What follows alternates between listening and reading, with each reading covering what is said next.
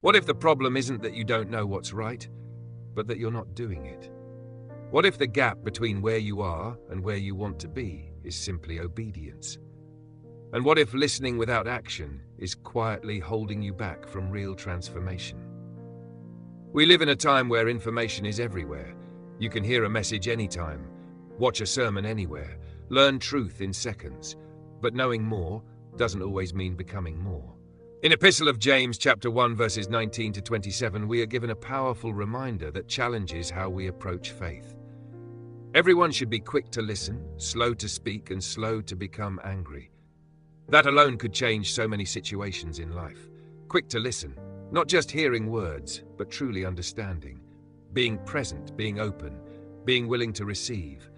Slow to speak, not reacting instantly, not interrupting, not always needing to prove a point. And slow to become angry.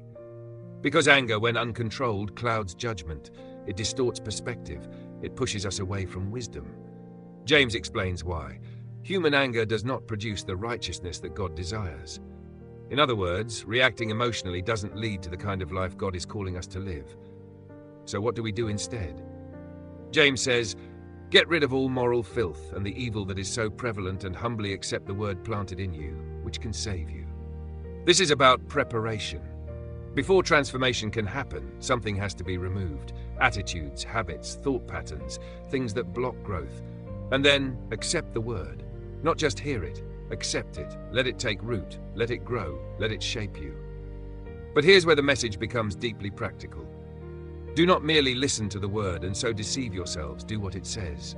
That word, deceive, is important because it means it's possible to think you're growing when you're not, to feel like you're moving forward when you're standing still. Why?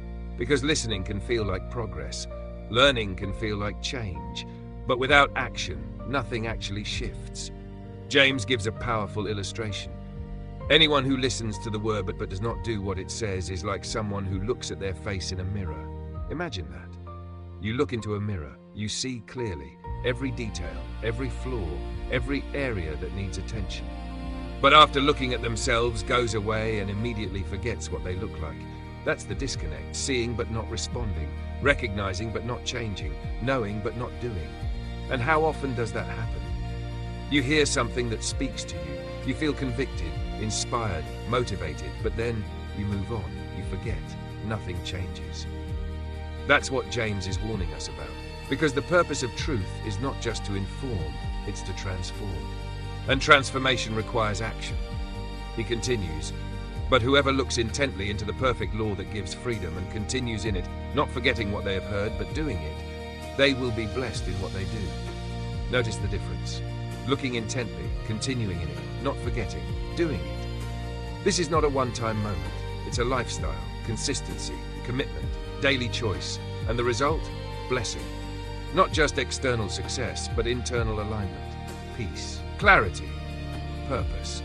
Because when your actions align with truth, life begins to make more sense. James then shifts to something very practical. Those who consider themselves religious and yet do not keep a tight rein on their tongues deceive themselves, and their religion is worthless.